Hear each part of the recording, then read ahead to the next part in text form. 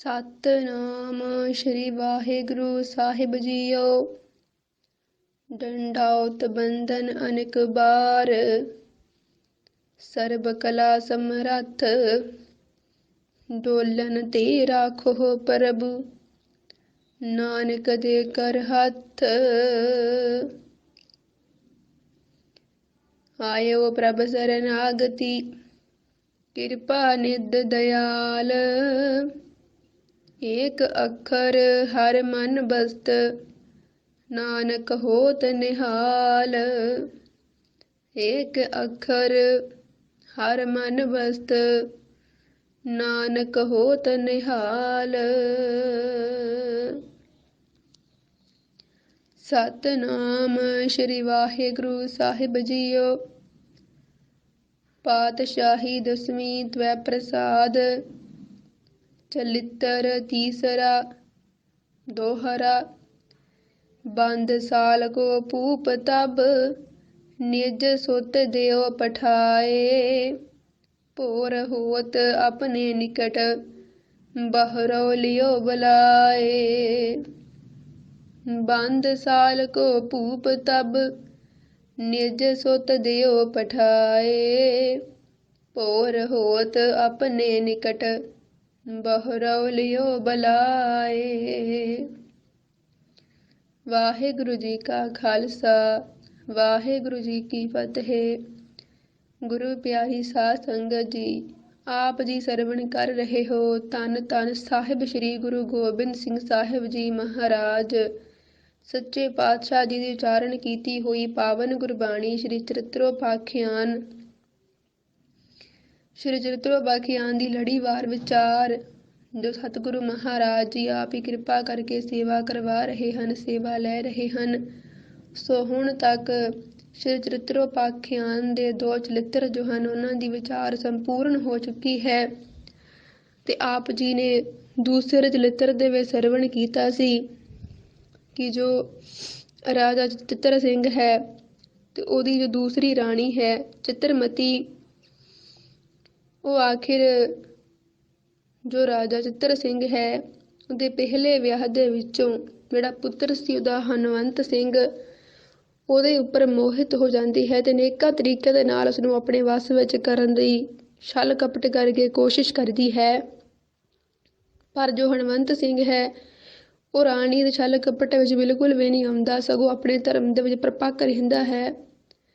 ਜਿਸ ਕਰਕੇ ਰਾਣੀ ਬਹੁਤ ਸ਼ਰਮਿੰਦੀ ਹੁੰਦੀ ਹੈ ਤੇ ਸ਼ਰਮਿੰਦੀ ਹੋਈ ਰਾਜੇ ਕੋਲ ਜਾ ਕਰਕੇ ਗੁੱਸੇ ਦੇ ਵਿੱਚ ਆ ਕੇ ਆਪਣੇ ਸਰੀਰ ਦੇ ਵਸਤਰ ਜੋ ਹਨ ਉਹ ਪਾੜ ਲੈਂਦੀ ਹੈ ਤੇ ਸਰੀਰ ਦੇ ਉੱਪਰ ਨਹੁੰਆਂ ਦੇ ਨਾਲ ਜ਼ਖਮ ਕਰਕੇ ਤੇ ਰਾਜੇ ਨੂੰ ਇਹ ਕਹਿ ਕੇ ਗੁੱਸੇ ਵਿੱਚ ਲੈ ਕੇ ਆਉਂਦੀ ਹੈ ਕਿ ਤੇਰੇ ਪੁੱਤਰ ਨੇ ਮੇਰੇ ਨਾਲ ਜ਼ਬਰਦਸਤੀ ਕਰਨ ਦੀ ਕੋਸ਼ਿਸ਼ ਕੀਤੀ ਹੈ। ਤੇ ਰਾਜਾ ਆਖਿਰ ਗੁੱਸੇ ਵਿੱਚ ਆ ਕਰਕੇ ਆਪਣੇ ਪੁੱਤਰ ਨੂੰ ਮਾਰਨ ਵਾਸਤੇ ਤੁਰ ਪੈਂਦਾ ਹੈ। ਪਰ ਜੋ ਵਜ਼ੀਰ ਹਨ ਸੂਝਵਾਨ, ਜਿਹੜਾ ਵਜ਼ੀਰ ਹੈ ਉਹ ਰਾਜੇ ਕੋਲ ਜਾ ਕੇ ਸਮਝਾਉਣਾ ਕਰਦਾ ਹੈ ਕਿ ਇਹਨਾਂ ਇਸਤਰੀਆਂ ਦੇ ਚਰਿੱਤਰਾਂ ਵਿੱਚ ਨਹੀਂ ਆਉਣਾ ਚਾਹੀਦਾ, ਕਿਉਂਕਿ ਬੜੇ ਛਲ ਕਪਟ ਕਰਨਾ ਜਾਣਦੀਆਂ ਨੇ। ਤੇ ਇਸ ਤਰ੍ਹਾਂ ਸਮਝਾ ਕਰਕੇ ਰਾਜੇ ਨੂੰ ਆਪਣੇ ਪੁੱਤਰ ਨੂੰ ਮਾਰਨ ਤੋਂ ਬਚਾ ਲੈਂਦਾ ਹੈ। ਸੋ ਕਿਉਂਕਿ ਜਿਹੜਾ ਚਰਿੱਤਰ ਸਾਨੇ ਕੱਲ੍ਹ ਸਰਵਣ ਕੀਤਾ ਸੀ ਉਹਦੇ ਅਖੀਰ ਦੇ ਵਿੱਚ ਸਤਿਗੁਰੂ ਮਹਾਰਾਜ ਜੀ ਨੇ ਇਸ ਪ੍ਰਕਾਰ ਬਚਨ ਕੀਤਾ ਹੈ ਕਿ ਇਤ ਸ਼੍ਰੀ ਚਰਿਤ੍ਰ ਪਖਿਆਨੇ, ਤ੍ਰਿਆ ਚਰਿਤਰੇ ਮੰਤਰੀ ਭੂਪ ਸੰਵਾਦੇ, ਦੁੱਤਿਆ ਚਰਿਤ੍ਰ ਸਮਾਪਤਮ ਸਤ ਸੁਭਮ ਸਤ ਆਫਜੂ। ਸੋ ਜਿਸ ਦਾ ਭਾਵ ਅਰਥ ਇਹ ਹੈ ਕਿ ਇਤ ਸ਼੍ਰੀ ਚਰਿਤ੍ਰੋਪਾਖਿਆਨੇ, ਭਾਵ ਕਿ ਇਹ ਜੋ ਸ਼੍ਰੀ ਚਰਿਤ੍ਰੋਪਾਖਿਆਨ ਦੀ ਪਾਵਨ ਗੁਰਬਾਣੀ ਹੈ ਜਿਸ ਦੇ ਵਿੱਚ ਜਿੱਥੇ ਤ੍ਰਿਆ ਚਰਿਤਰੇ ਭਾਵ ਇਸਤਰੀਆਂ ਦੇ ਛਲ ਕਪਟ ਦੀਆਂ ਕਹਾਣੀਆਂ ਹਨ ਤੇ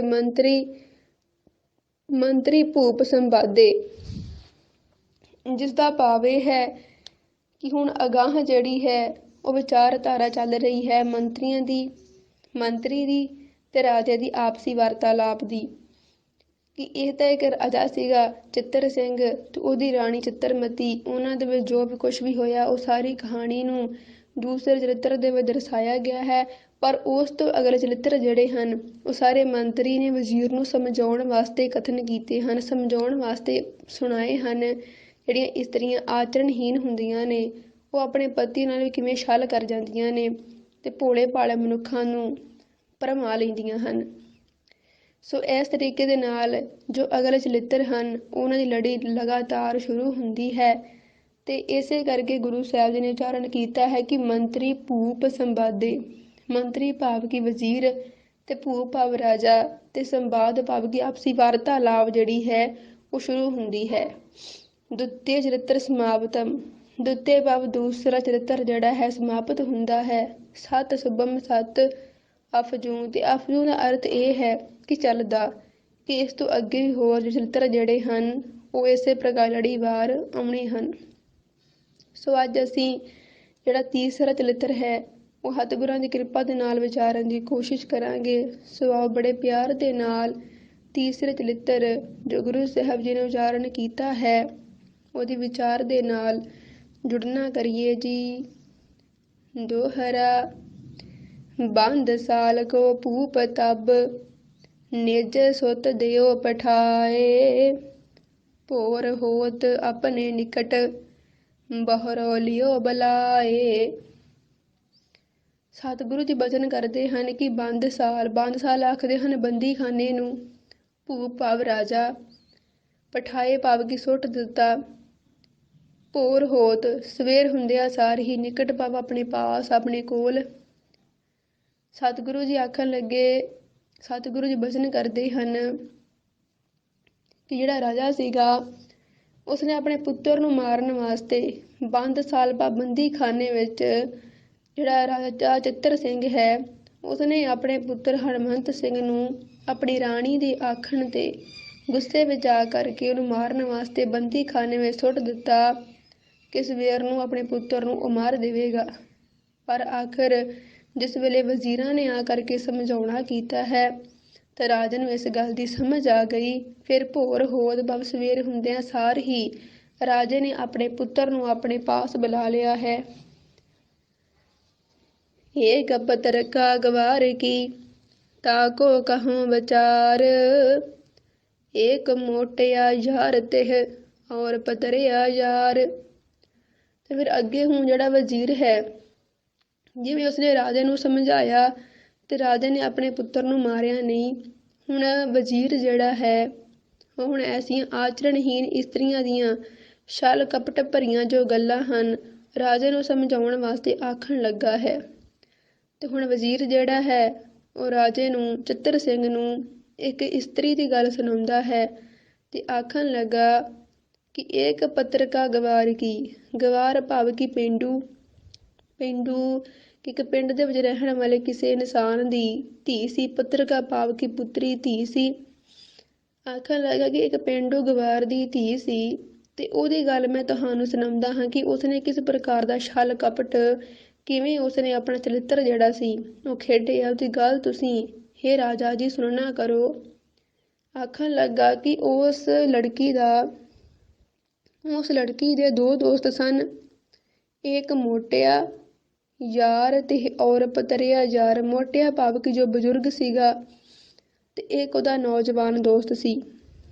ਦੋ ਦੋਸਤ ਹਨ ਜਿਨ੍ਹਾਂ ਦੇ ਵਿੱਚੋਂ ਇੱਕ ਬੁੱਢਾ ਹੈ ਤੇ ਇੱਕ ਜਵਾਨ ਹੈ। ਸ਼੍ਰੀ ਮਰਿਗ ਚੱਛਮਤੀ ਰਹਿਤਾ ਕੋ ਰੂਪ ਅਪਾਰ ਊਚ ਨੀਚ ਤਾਂ ਸੌ ਸਦਾ ਨਿਤ ਪ੍ਰਤ ਕਰੈ ਜੁਹਾਰ। ਮਰਿਗ ਚੱਛਮਤੀ, ਚੱਛ ਆਖਦੇ ਹਨ ਨੇਤਰਾਂ ਨੂੰ, ਅੱਖਾਂ ਨੂੰ। ਮਰਿਗ ਭਾਵ ਹਿਰਨ ਦੀਆਂ ਅੱਖਾਂ ਵਾਲੀ। ਰੂਪ ਅਪਾਰ ਭਾਵ ਬਹੁਤ ਹੀ ਸੋਹਣੇ ਰੂਪ ਰੰਗ ਦੀ ਉਹ ਮਾਲਕ ਹੈ। ਤੇ ਊਚ ਨੀਚ ਭਾਵ ਚੰਗੇ ਮਾੜੇ ਹਰ ਕੰਮ ਦੀ ਉਸਨੂੰ ਬੜਾ ਹੀ ਗਿਆਨ ਹੈ, ਬੜਾ ਪਤਾ ਰੱਖਦੀ ਹੈ।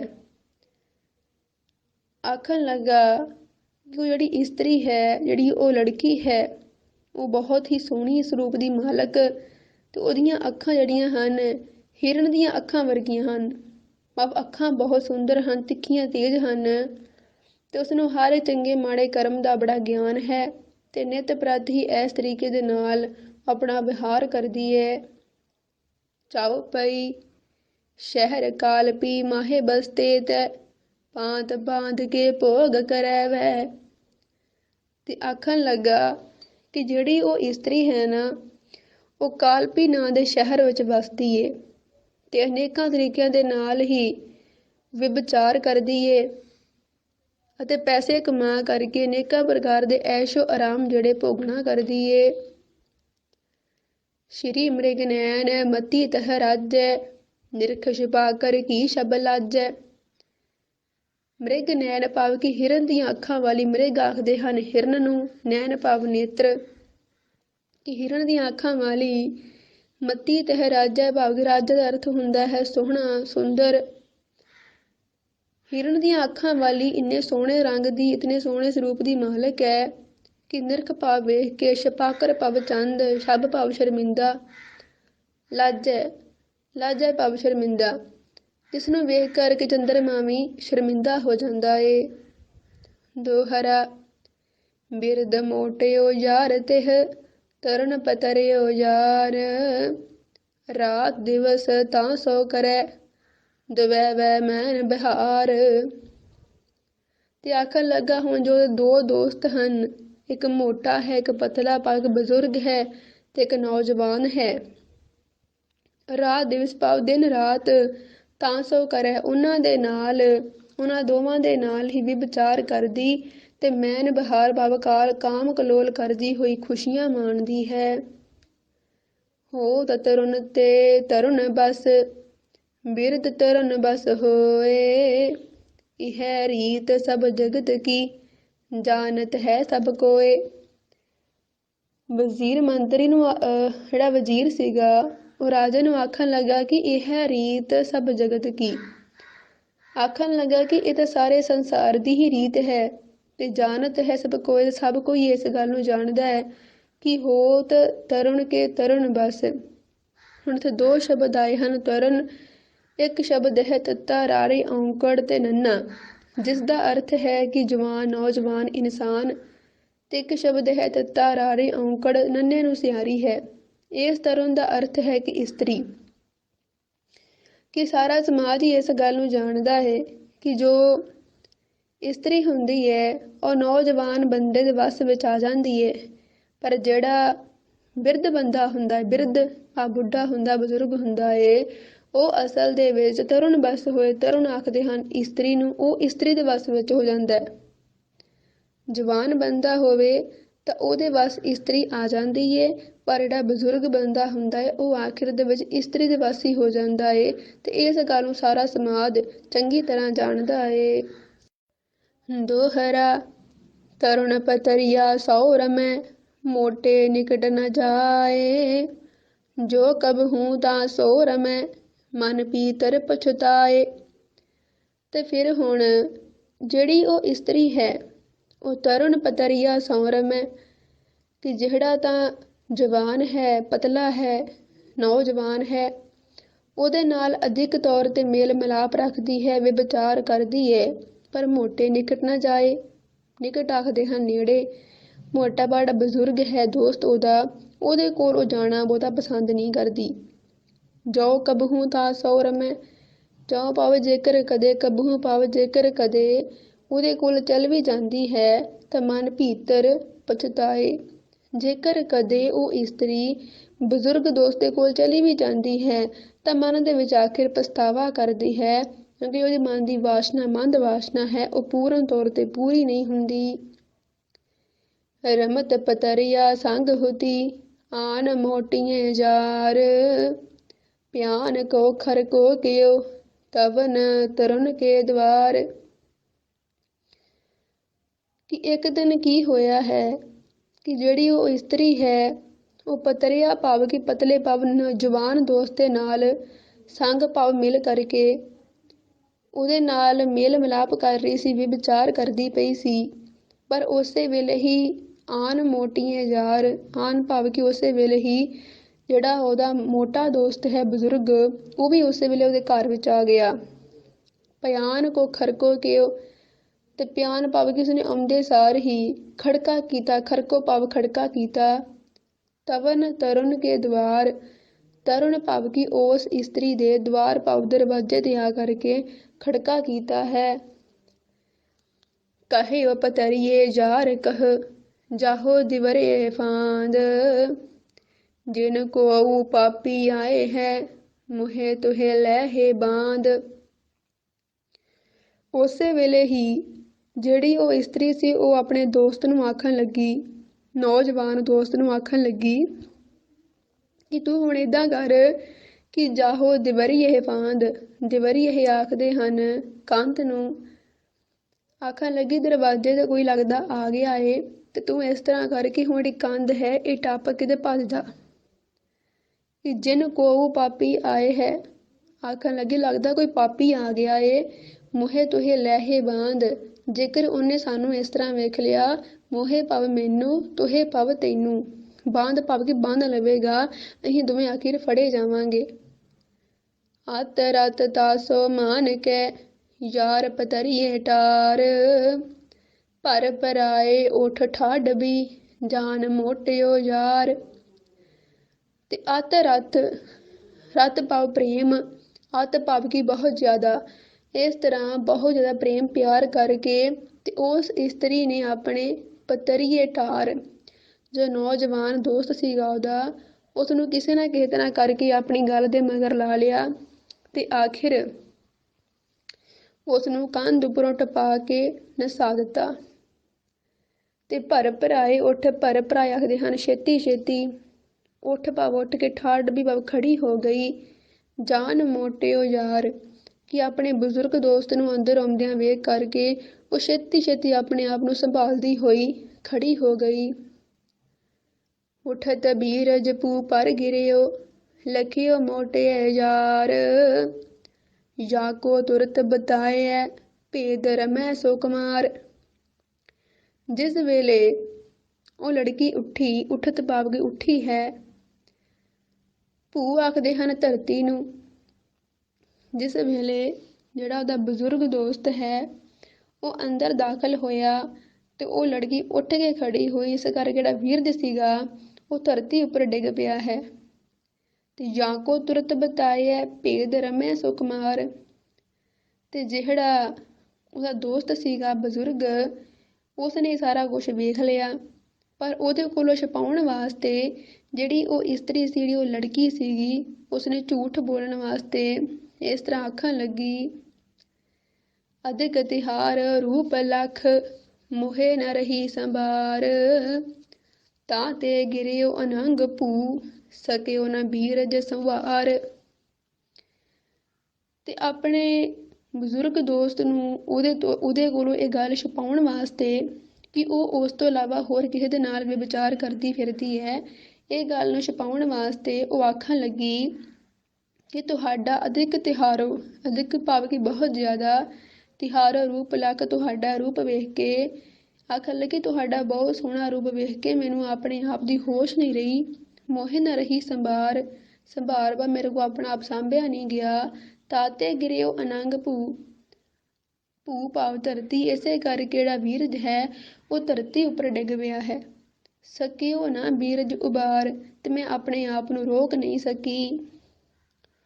ਫੂਲ ਗਇਓ ਪਸ ਬਾਤ ਸੁਨ, ਨਿਜ ਸੋ ਬਮਾਨੈ ਅੰਗ, ਮੋਹੇ ਨਿਰਕ ਸ਼ਬ ਬਾਲਕੋ, ਛਿਤ ਪਰ ਗਿਰਿਓ ਅਨੰਗ। ਪਸ ਆਖਦੇ ਹਨ ਮੂਰਖ ਨੂੰ, ਸੁਭ ਭਾਵ ਕਿ ਸੁੰਦਰ, ਛਿਤ ਆਖਦੇ ਹਨ ਧਰਤੀ ਨੂੰ।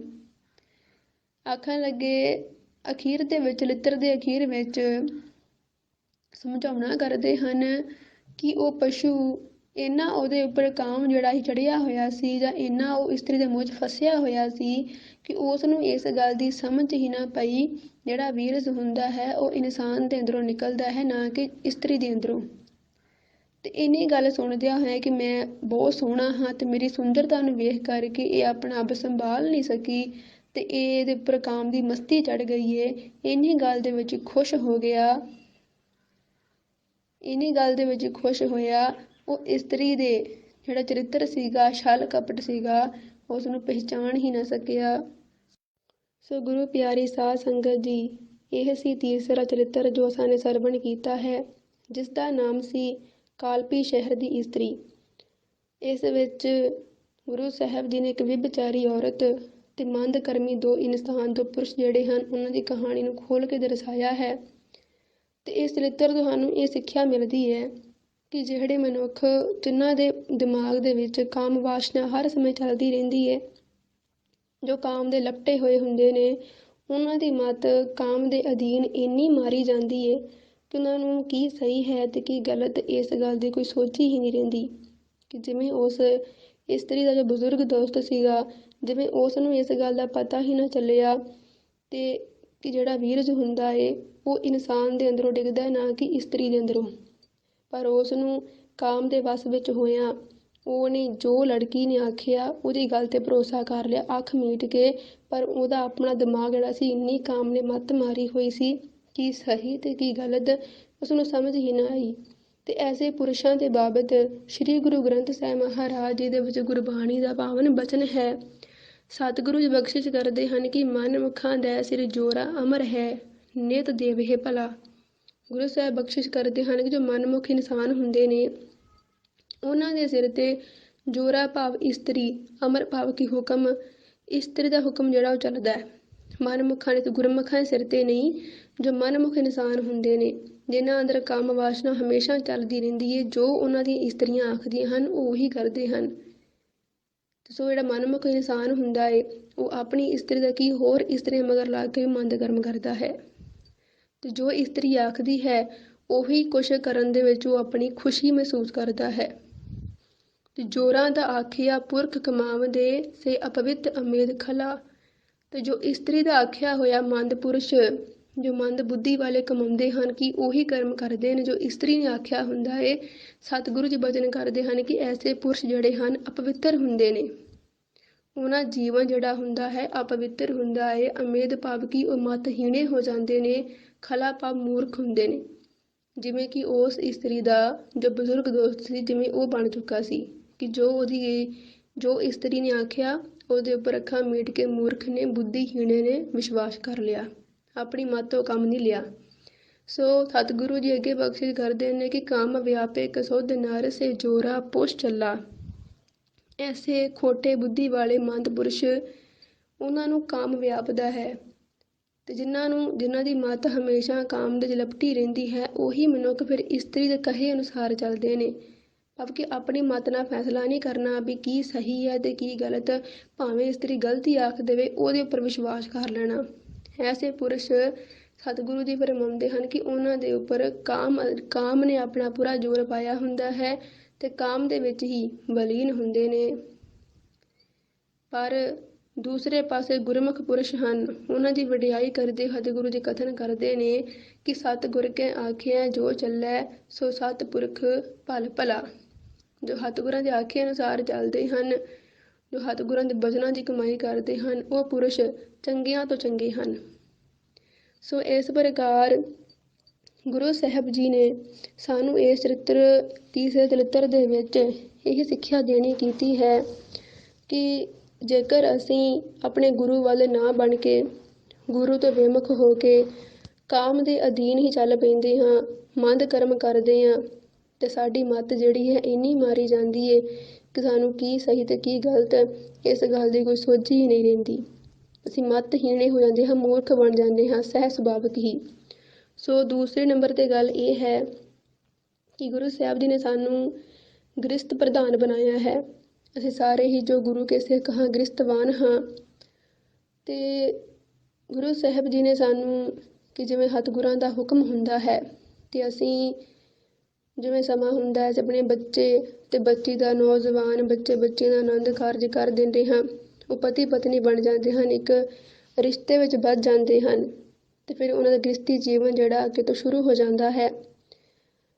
ਤੇ ਕਿਉਂਕਿ ਜਿਹੜੀ ਸਾਡੀ ਆਤਮਾ ਹੈ ਇਹਦਾ ਜਿਹੜਾ ਸਫ਼ਰ ਹੈ ਉਹ ਸੰਸਾਰ ਤੋਂ ਨਿਰੰਕਾਰ ਤੱਕ ਹੈ। ਸੰਸਾਰ ਦੇ ਆਏ ਹੀ ਤਾਂ ਹੈ ਕਿ ਸਾਨੂੰ ਪ੍ਰਮਾਤਮਾ ਦਾ ਨਾਮ ਜਪ ਕੇ ਉਸ ਨੂੰ ਮਿਲਣਾ ਹੈ। ਸਾਡਾ ਮਨੋਰਥ, ਸਾਡੀ ਆਤਮਾ ਦਾ ਮਨੋਰਥ ਇਹੀ ਸੀ। ਪਰ ਜਿਹੜਾ ਗ੍ਰਸਤ ਹੈ ਉਹ ਤਾਂ ਕਰਕੇ ਸਾਨੂੰ ਮਹਾਰਾਜ ਨੇ ਬਣਾਇਆ ਹੈ ਕਿ ਜਿਹੜਾ ਸੰਸਾਰ ਦਾ ਵਿਕਾਸ ਹੈ ਉਹ ਵੀ ਚੱਲਦਾ ਰਹੇ, ਉਹ ਨਾਲ ਚੱਲਦਾ ਰਹੇ। ਇਸੇ ਕਰਕੇ ਮਹਾਰਾਜ ਜੀ ਨੇ ਸਾਨੂੰ ਗ੍ਰਸਤ ਮਾਰਗ ਵਿੱਚ ਪ੍ਰਵੇਸ਼ ਹੋਣ ਵਾਸਤੇ ਹੁਕਮ ਕੀਤਾ। ਮਹਾਰਾਜ ਆਪ ਵੀ ਗ੍ਰਸਤਵਾਨ ਹੋਏ, ਆਪਣੇ ਬੱਚਿਆਂ ਨੂੰ ਹੁਕਮ ਕੀਤਾ ਤੁਸੀਂ ਵੀ ਗ੍ਰਸਤਵਾਨ ਬਣਨਾ ਹੈ। ਪਰ ਜੇਕਰ ਗ੍ਰਸਤ ਵਿੱਚ ਪੈ ਕਰਕੇ ਤੇ ਮਨੁੱਖ ਕਾਮ ਦੇ ਅਧੀਨ ਆ ਜਾਵੇ, ਜੇਕਰ ਇਹ ਕਾਮ ਵਾਸਨਾ ਦੇ ਅਧੀਨ ਆ ਜਾਵੇ, ਇਹਦੇ ਅੰਦਰ ਹਮੇਸ਼ਾ ਮੋਹ ਚੱਲਦਾ ਰਹੇ ਤੇ ਵਾਹਿਗੁਰੂ ਦਾ ਨਾਮ ਜਪੇ ਹੀ ਨਾ ਤਾਂ ਉੱਥੇ ਫਿਰ ਗੁਰੂ ਸਾਹਿਬ ਧੰਨ ਧੰਨ ਸ੍ਰੀ ਗੁਰੂ ਨਾਨਕ ਦੇਵ ਸਾਹਿਬ ਮਹਾਰਾਜ ਸੱਚੇ ਪਾਤਸ਼ਾਹ ਗੁਰਬਾਣੀ ਅੰਦਰ ਪਾਵਨ ਬਚਨ ਕਰਦੇ ਹਨ ਕਿ ਕੂੜ ਮੀਆਂ ਕੂੜ ਬੀਬੀ ਖੱਪ ਹੋਏ ਖਾਰ, ਕੂੜ ਕੂੜਾ ਨਿਹੋਂ ਲੱਗਾ ਵਿਸਰਿਆ ਕਰਤਾਰ। ਕਿ ਜੇਕਰ ਨਾ ਝੂਠ ਦੇ ਨਾਲ ਹੀ ਮੋਹ ਪਾ ਲਿਆ, ਇੱਕ ਵਾਹਿਗੁਰੂ ਤੋਂ ਬਿਨਾਂ ਹੈ ਤਾਂ ਸੰਸਾਰ ਦੇ ਅੰਦਰ ਸਭ ਕੁਝ ਝੂਠ ਹੀ, ਪਰ ਜੇਕਰ ਝੂਠ ਦੇ ਨਾਲ ਮੋਹ ਪਾ ਕੇ ਉਸ ਨੂੰ ਵਾਹਿਗੁਰੂ ਦਾ ਨਾਮ ਭੁੱਲ ਹੀ ਗਿਆ ਤਾਂ ਹੱਥ ਗੁਰੂ ਜੀ ਬਚਨ ਕਰਦੇ ਹਨ ਕੂੜ ਮੀਆਂ, ਭਾਵ ਕਿ ਜਿਹੜਾ ਪਤੀ ਹੈ ਉਹ ਝੂਠਾ ਹੈ, ਜਿਹੜੀ ਬੀਬੀ ਕੂੜ ਮੀਆਂ ਕੂੜ ਬੀਬੀ, ਬੀਬੀ ਆਖਦੇ ਹਨ ਘਰ ਵਾਲੀ ਨੂੰ, ਪਤਨੀ ਨੂੰ, ਕਿ ਪਤੀ ਪਤਨੀ ਦੋਵੇਂ ਹੀ ਝੂਠੇ ਹਨ ਤੇ ਖੱਪ ਹੋਏ ਖਾਰ। ਤੇ ਐਵੇਂ ਹੀ ਵਿਅਰਥ ਦੇ ਜੋ ਵਾਸ਼ਨਾ ਹੈ, ਕਾਮ ਵਾਸ਼ਨਾ ਹੈ, ਮੰਦ ਵਾਸ਼ਨਾ ਹੈ, ਉਹਦੇ ਵਿੱਚ ਖੱਪ ਖੱਪ ਕੇ ਨਾਸ਼ ਹੋ ਰਹੇ ਨੇ। ਸੋ ਗੁਰੂ ਸਾਹਿਬ ਜੀ ਨੇ ਸਾਨੂੰ ਬਹੁਤ ਹੀ ਜੋ ਉੱਚਾ ਸੁੱਚਾ ਜੀਵਨ ਹੈ ਉਹ ਸਾਨੂੰ ਗੁਰਬਾਣੀ ਅੰਦਰ ਇਸ ਤਰੀਕੇ ਦੇ ਨਾਲ ਸਮਝਾ ਕਰਕੇ ਬਖਸ਼ਿਸ਼ ਕੀਤਾ ਹੈ। ਸੋ ਇਸੇ ਕਰਕੇ ਸ਼੍ਰੀ ਚਰਿਤ੍ਰ ਪਾਠੀਆਂ ਦੀ ਬਾਣੀ ਦੇ ਵਿੱਚ ਵੀ, ਜਿੱਥੇ ਸ਼੍ਰੀ ਗੁਰੂ ਗ੍ਰੰਥ ਸਾਹਿਬ ਮਹਾਰਾਜ ਦੀ ਬਾਣੀ ਵਿੱਚ ਸਾਨੂੰ ਗੁਰੂ ਸਾਹਿਬ ਨੇ ਸਮਝਾਇਆ ਹੈ ਕਿ ਅਸਾਂ ਕਿਵੇਂ ਕਾਮ ਤੋਂ ਬਚਣਾ ਹੈ, ਬਿਲਕੁਲ ਐਸੇ ਪ੍ਰਕਾਰ ਸ਼੍ਰੀ ਚਰਿਤ੍ਰ ਪਾਠੀਆਂ ਦੀ ਬਾਣੀ ਦੇ ਵਿੱਚ ਵੀ ਗੁਰੂ ਸਾਹਿਬ ਨੇ ਵੱਖੋ ਵੱਖ ਪ੍ਰਸੰਗ ਜਿਹੜੇ ਹਨ ਉਹ ਖੋਲ ਕਰਕੇ ਆਪਣੇ ਖਾਲਸੇ ਨੂੰ, ਆਪਣੇ ਗੁਰਸਿੱਖਾਂ ਨੂੰ ਸੁਚੇਤ ਕੀਤਾ ਹੈ। ਜਿਹੜਾ ਕਾਮ ਹੈ ਇਹ ਇਨਸਾਨ ਦੀ ਕਿੱਥੋਂ ਤੱਕ ਮੱਤ ਮਾਰ ਦਿੰਦਾ ਹੈ ਤੇ ਇਸ ਕੰਮ ਕਰਕੇ ਜੀਵ ਦੀ ਬੁੱਧੀ ਭ੍ਰਿਸ਼ਟ ਹੋ ਜਾਂਦੀ ਹੈ, ਮਤਹੀਣਾ ਹੋ ਜਾਂਦਾ ਹੈ ਤੇ ਅਪਵਿੱਤਰ ਹੋ ਜਾਂਦਾ ਹੈ। ਤੇ ਹੁਣ ਕਿਉਂਕਿ ਸਤਿਗੁਰੂ ਮਹਾਰਾਜ ਜੀ ਜੇਕਰ ਉਹਨਾਂ ਨੇ ਸਾਨੂੰ ਆਪਣੇ ਬੱਚੇ ਬੱਚੀਆਂ ਦੀ ਨਿਆਈ ਮੰਨਿਆ ਹੈ ਕਿ ਇਹ ਮੇਰੇ ਪੁੱਤਰ ਹਨ, ਮੇਰੀਆਂ ਧੀਆਂ ਹਨ, ਤਾਂ ਆਪਣੇ ਬੱਚਿਆਂ ਨੂੰ ਗਲਤ ਕੰਮਾਂ ਤੋਂ ਬਚਾਉਣ ਵਾਸਤੇ ਗੁਰੂ ਸਾਹਿਬ ਨੇ ਹਰੀ ਗੱਲਾਂ ਖੋਲੀਆਂ ਹਨ। ਪਰ ਜਿਹੜੇ ਗੁਰੂ ਪਿਤਾ ਨੂੰ ਆਪਣਾ ਗੁਰੂ ਹੀ ਨਹੀਂ ਮੰਨਦੇ, ਆਪਣਾ ਪਿਤਾ ਕਰਕੇ ਨਹੀਂ ਮੰਨਦੇ, ਮਾਤਾ ਸਾਹਿਬ ਕੌਰ ਜੀ ਨੂੰ ਮਾਂ ਕਰਕੇ ਨਹੀਂ ਮੰਨਦੇ, ਉਹੀ ਇਹਨਾਂ ਗੱਲਾਂ ਦੇ ਕਿੰਤੂ ਕਰਦੇ ਨੇ। ਪਰ ਜਿਨ੍ਹਾਂ ਨੂੰ ਇਸ ਗੱਲ ਦਾ ਪਤਾ ਹੈ ਕਿ ਸਾਡੇ ਪਿਤਾ ਜੀ ਹਨ, ਸਾਡੇ ਮਾਤਾ ਜੀ ਹਨ, ਤੇ ਮਹਾਰਾਜ ਜੀ ਨੇ ਇਸੇ ਕਰਕੇ ਆਪਣੇ ਬੱਚਿਆਂ ਦੇ ਭਲੇ ਵਾਸਤੇ ਸ਼੍ਰੀ ਚਰਿਤ੍ਰ ਪਾਠੀਆਂ ਦੀ ਬਾਣੀ ਅੰਦਰ ਇਹ ਸਾਰੇ ਭੇਦ ਖੋਲ੍ਹੇ ਹਨ ਕਿ ਤਾਂ ਕਿ ਇਸ ਨੂੰ ਪੜ੍ਹ ਸੁਣ ਕਰਕੇ ਮੇਰਾ ਖਾਲਸਾ, ਮੇਰੇ ਪੁੱਤਰ ਧੀਆਂ ਇਹਨਾਂ ਗੱਲਾਂ ਤੋਂ ਸੁਚੇਤ ਹੋ ਜਾਵਣ ਤੇ ਆਪਣਾ ਜੀਵਨ ਉੱਚਾ ਸੁੱਚਾ ਬਣਾ ਲੈਣ, ਤਾਂ ਕਿ ਸੰਸਾਰ ਦੇ ਅੰਦਰ ਇਹਨਾਂ ਦੀ ਇੱਜ਼ਤ ਹੋਵੇ। ਇਹ ਇਸ ਪ੍ਰਕਾਰ ਦੇ ਨਾਲ ਕਾਮ ਵਾਸਨਾ ਦੇ ਅਧੀਨ ਹੋ ਕੇ ਕਿ ਇਸ ਨੂੰ ਹੀ ਆਪਣਾ ਜੀਵਨ ਨਾ ਸਮਝ ਲੈਣ ਕਿ ਕਾਮ ਹੀ ਸਾਰਾ ਕੁਛ ਹੈ। ਕਾਮ ਤੋਂ ਉੱਪਰ ਉੱਠ ਕੇ ਵੀ ਇੱਕ ਚੀਜ਼ ਹੈ ਜੋ ਇੱਕ ਅਕਾਲ ਪੁਰਖ ਹੈ, ਉਹਦੇ ਨਾਲ ਅਸਾਂ ਨੇ ਜੁੜਨਾ ਹੈ ਤੇ ਉਹਦੇ ਮਿਲਾਪ ਦਾ ਆਨੰਦ ਇਹ ਸੰਸਾਰਿਕ ਸਾਰੇ ਆਨੰਦਾਂ ਦੇ ਨਾਲੋਂ ਸਰਵ ਉੱਤਮ ਹੈ। ਸੋ ਇਸ ਪ੍ਰਕਾਰ ਗੁਰੂ ਸਾਹਿਬ ਜੀ ਨੇ ਸਾਨੂੰ ਗੁਰਬਾਣੀ ਅੰਦਰ ਸਮਝਾਉਣਾ ਕੀਤਾ ਹੈ। ਤੇ ਇੱਕ ਹੋਰ ਗੱਲ ਮੈਂ ਇਸ ਸੰਬੰਧ ਵਿੱਚ ਹੀ ਕਰਨਾ ਚਾਹੁੰਦੀ ਹਾਂ ਕਿ ਜਿਵੇਂ ਹੁਣ ਜੋ ਸਾਇੰਸਦਾਨ ਹਨ ਉਹ ਅਨੇਕਾਂ ਤਰੀਕਿਆਂ ਦੇ ਨਾਲ ਖੋਜਾਂ ਕਰਕੇ ਤੇ ਜਿਹੜੇ ਹੁਣ ਸਕੂਲਾਂ ਦੇ ਵਿੱਚ, ਕਾਲਜਾਂ ਦੇ ਵਿੱਚ ਜਿਵੇਂ ਸਾਡਾ ਇੱਕ ਸਬਜੈਕਟ ਹੁੰਦਾ ਏ ਸਾਇੰਸ ਦਾ, ਤਾਂ ਉਹਦੇ ਵਿੱਚ ਸਾਇੰਸਦਾਨ ਜੋ ਹਨ ਉਹ ਸਾਨੂੰ ਇਹਨਾਂ ਗੱਲਾਂ ਤੋਂ ਸੁਚੇਤ ਕਰਦੇ ਨੇ ਕਿ ਜੇਕਰ ਇੱਕ ਇਨਸਾਨ ਜਿਹੜਾ ਹੈ ਉਹ ਆਪਣੀ ਪਤਨੀ ਨੂੰ ਛੱਡ ਕੇ ਕਿਸੇ ਹੋਰ ਦੇ ਨਾਲ ਵਿਵਚਾਰ ਕਰਦਾ ਏ, ਜਾਂ ਇੱਕ ਇਸਤਰੀ ਜਿਹੜੀ ਹੈ ਆਪਣੇ ਪਤੀ ਨੂੰ ਛੱਡ ਕੇ ਹੋਰ ਕਿਸੇ ਨਾਲ ਵਿਵਚਾਰ ਕਰਦੀ ਹੈ, ਤਾਂ ਉਸ ਅਨੇਕਾਂ ਪ੍ਰਕਾਰ ਦੇ ਰੋਗ ਜਿਹੜੇ ਹਨ ਜੋ ਜਾਨਲੇਵਾ ਹਨ ਉਹ ਉਤਪੰਨ ਹੁੰਦੇ ਨੇ, ਜਿਵੇਂ ਕਿ ਏਡਜ਼ ਨਾਮ ਦੇ ਜਾਂ ਹੋਰ ਕੈਂਸਰ ਆਦਿ ਜੋ ਅਨੇਕਾਂ ਪ੍ਰਕਾਰ ਦੇ ਭੈੜੇ ਰੋਗ ਹਨ ਉਹ ਉਤਪੰਨ ਹੁੰਦੇ ਹਨ। ਤੇ ਜੇਕਰ ਗੁਰੂ ਪਿਤਾ ਜੀ ਨੇ ਇਹੀ ਗੱਲ 300 ਸਾਲ ਜਾਂ ਕਈ ਸਾਲ ਪਹਿਲਾਂ ਗੁਰੂ ਸਾਹਿਬ ਨੇ ਖਾਲਸੇ ਦੇ ਬਚਾਅ ਹਿੱਤ ਉਚਾਰਨ ਕੀਤੇ ਹਨ, ਜੋ ਗੱਲਾਂ ਗੁਰੂ ਸਾਹਿਬ ਨੇ ਸਾਨੂੰ ਖੋਲ ਕੇ ਦੱਸੀਆਂ ਹਨ, ਤੇ ਇਹਦੇ ਵਿੱਚ ਕੀ ਮਾੜਾ ਹੈ। ਸੋ ਇਸ ਕਰਕੇ ਸਮਝਣ ਦੀ ਲੋੜ ਹੈ। ਤੇ ਦੂਸਰੀ ਗੱਲ ਇਹ ਹੈ ਕਿ ਜਿਹੜੀ ਅਸੀਂ ਆਦਾ ਚਰਿੱਤਰ ਜੋ ਹੈ ਪੜ੍ਹਿਆ ਹੈ ਕਿ ਇੱਕ ਇਸਤਰੀ ਨੇ ਕਿਵੇਂ ਸਧਾਰਨ ਜਿਹੇ ਢੰਗ ਦੇ ਨਾਲ ਹੀ ਉਸ ਇਨਸਾਨ ਨੂੰ ਮੂਰਖ ਬਣਾਤਾ, ਆਪਣੇ ਛਲ ਕਪਟ ਵਿੱਚ ਫਸਾ ਲਿਆ। ਸੋ ਇਸ ਪ੍ਰਕਾਰ ਆਮ ਤੌਰ 'ਤੇ ਨਗਰਾਂ ਦੇ ਵਿੱਚ ਵੀ ਹੋ ਰਿਹਾ ਹੈ, ਕਿਉਂਕਿ ਸਾਡੇ ਆਪਣੇ ਹੀ ਨਗਰ ਦੀ ਗੱਲ ਹੈ ਕਿ ਸਾਡੇ ਨਗਰ ਦੇ ਵਿੱਚ 2 ਨੌਜਵਾਨ ਸਨ ਜੋ ਇੱਕੋ ਲੜਕੀ ਦੇ ਮਗਰ ਪਏ ਹੋਏ ਸਨ। ਇੱਕੋ ਲੜਕੀ, ਉਹ ਦੋਹਾਂ ਦੇ ਨਾਲ ਹੀ ਮੰਦ ਕਰਮਾਂ ਵਿੱਚ ਫਸੀ ਹੋਈ ਸੀ ਤੇ ਉਸ ਇੱਕ ਲੜਕੀ ਤੋਂ ਹੀ ਦੋਵਾਂ ਨੌਜਵਾਨਾਂ ਦੇ ਵਿੱਚ ਜੋ ਆਪਸ ਦੇ ਵਿੱਚ ਚਾਚੇ ਤਾਏ ਦੇ ਲੜਕੇ ਸਨ, ਭਰਾ ਹੀ ਲੱਗਦੇ ਸਨ ਰਿਸ਼ਤੇ ਨਾਤੇ ਵਿੱਚ, ਪਰ ਉਹਨਾਂ ਨੇ ਇੱਕ ਲੜਕੀ ਦੇ ਪਿੱਛੇ ਲੱਗ ਕਰਕੇ ਹੀ ਕਿ ਕੋਈ ਐਸੀ ਗੱਲ ਹੋਈ ਦੋਵਾਂ ਦੇ ਵਿੱਚ ਕਿ ਝਗੜਾ ਹੋ ਗਿਆ, ਜਿਸ ਕਰਕੇ ਇੱਥੋਂ ਤੱਕ ਕੰਮ ਪਹੁੰਚ ਗਿਆ ਕਿ ਗੋਲੀ ਚੱਲਣ ਤੱਕ ਨੌਬਤ ਆ ਗਈ। ਜਿਹਨੇ ਗੋਲੀ ਚਲਾਈ ਉਹ ਹੁਣ ਜੇਲ੍ਹ ਦੀਆਂ ਸਲਾਖਾਂ ਪਿੱਛੇ ਹੈ ਤੇ ਜਿਹਦੇ ਗੋਲੀ ਵੱਜੀ ਹੈ ਉਹ ਹੁਣ ਹੌਸਪੀਟਲ ਦੇ ਵਿੱਚ ਪਿਆ ਹੋਇਆ ਜੀਵਨ ਤੇ ਮੌਤ ਨਾਲ ਲੜ ਰਿਹਾ ਹੈ। ਹੁਣ ਇਸ ਪ੍ਰਕਾਰ ਨਾਲ ਵੇਖੋ ਕਿ ਦੋ ਜਿਹੜੇ ਜੀਵਨ ਹਨ ਉਹ ਬਰਬਾਦ ਹੋ ਗਏ ਤੇ ਹੋਏ ਕਿੱਥੋਂ? ਮੰਦ ਵਾਸ਼ਨਾ ਤੋਂ, ਕਾਮ ਵਾਸ਼ਨਾ ਤੋਂ, ਜਿਨ੍ਹਾਂ ਤੋਂ ਗੁਰੂ ਸਾਹਿਬ ਨੂੰ ਖੋਲ ਕੇ ਵਰਜ ਰਹੇ ਨੇ।